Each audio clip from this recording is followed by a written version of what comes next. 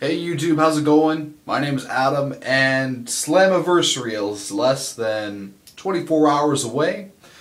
I thought I would give you my predictions going into this pay-per-view. Now, TNA gave us, at least in my opinion, a lackluster impact leading into this pay-per-view. But let's talk about the matches. We have Kid Cash versus Hernandez. No build-up.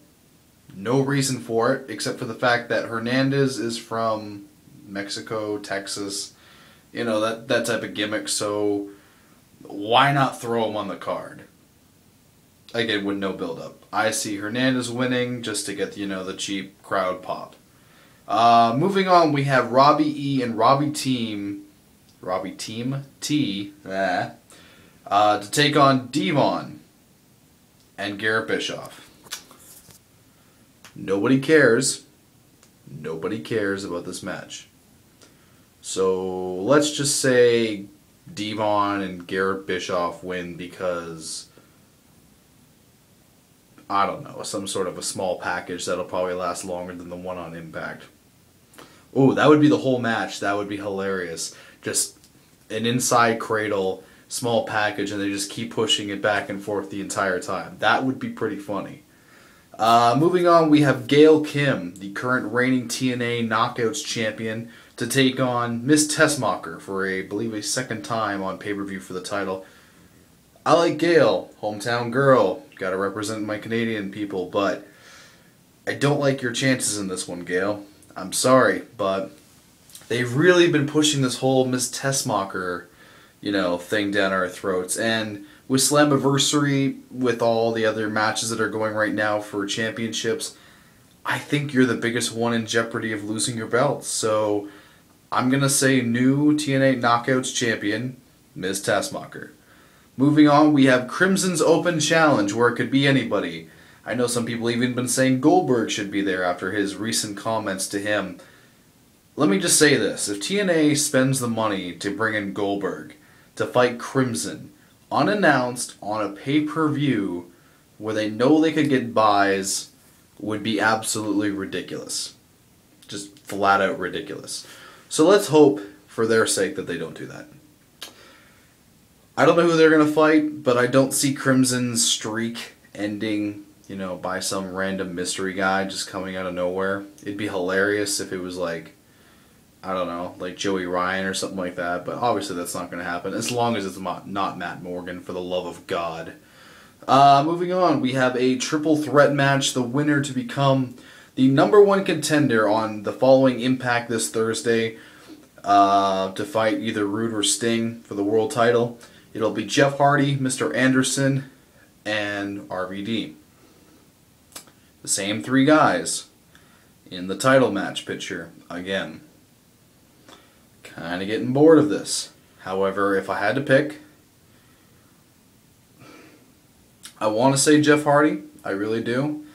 But I think Mr. Anderson actually has a good shot in this, just from what they've been playing out with his character on Impact the last couple of weeks. And I don't know. I think TNA could do another Mr. Anderson type match. At least, I'm a big fan of him. I know his work in the ring is not always the greatest, but I still appreciate his abilities, and I still think he's a great persona.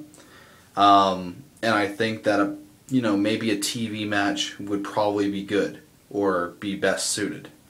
So moving on, like I said, Mr. Anderson for the win. Moving on, we have, in my opinion, the only reason to watch this pay-per-view is for, I believe it's for the X Division title. If not, who gives a crap? It's Austin Aries, a double, versus Samoa Joe. If you have watched any of their matches before in Ring of Honor, Pro Wrestling Guerrilla, just anywhere in the indies, you know damn well this is going to be a fantastic match. And the fact that Samoa Joe's on pay-per-view is another great plus. And not in a tag match, even a double big plus. But he's going against a double who's got a rocket strapped to his ass. And I love a double, I really do. I think that he should be in the main event picture. Hell, he dropped the X Division title. I would love to see him versus Bobby Roode for the world title. To me, with the right story and all that stuff, that could draw money. If the title's on the line, obviously Aries. If it's not, I'd like to see Joe get the victory just because it's a Slammiversary show and, put over one of the real original guys. Moving on, we have Kaz and Daniels, the TNA Tag Team Champions of the world, to take on the challengers, AJ Styles and Kurt Angle. I am looking forward to this tag match. I think it's going to be fantastic. All four of these guys know how to work. They can go. Obviously, with Kurt Angle, he's going to give it his all every single night. Will there be new tag team champions? I hope not, because Kaz and Daniels, as I said with A-Double, really just seem to have like a rocket strapped to their ass and have been going straight to the top. I mean, the fact that, the whole thing going on with Dixie and AJ going right now on TV, I think even better than Rude or better than Bully Ray. This is, at least Kaz and Daniels are probably the best two heels right now in the entire company. They know how ridiculous the story is, but they put a lot of passion in what they do, and I really respect that. So, I don't know, let's solidify the team a little bit more and still have maybe like a cheat to win or some sort of, BS finish. But you know what, Kaz and Daniels for the win. Moving on, we have Bully Ray versus Joseph Parks, where Abyss said that he will be involved. Don't know what to say. I'm intrigued to see where it goes, but that's all I can really say about it. I mean, if Joseph Parks, I can probably see the gimmick, which, by the way, I like the gimmick. I like the mannerisms and the small little things he does, like not sharing how to like work the microphone and all that stuff, and just little small things that make it work for me. But I don't know, if they have some guy dressed as Abyss while Joseph Park is in the ring trying to do something to Bully Ray, I'm just going to throw my hands up in the air and be like, what the hell? I'm going to have to say Bully Ray should win this match against Joseph Parks, and then, hold some sort of shenanigans afterwards with Abyss can happen. I don't really care. I like Bully Ray. I believe he's the most underrated heel probably in TNA for the last 2 years. And if what's his face? Bobby Roode. Thank you. That. If Bobby Roode was not world champion, I think Bully Ray should be the staple of the best heel in the company and would be the world champion. Which brings us to the World Championship match between the Icon Sting and yours and mine's TNA World Heavyweight Champion, Toronto Zone, and Canada Zone, Mr. Bobby Roode. There is no chance in hell Sting is winning this match.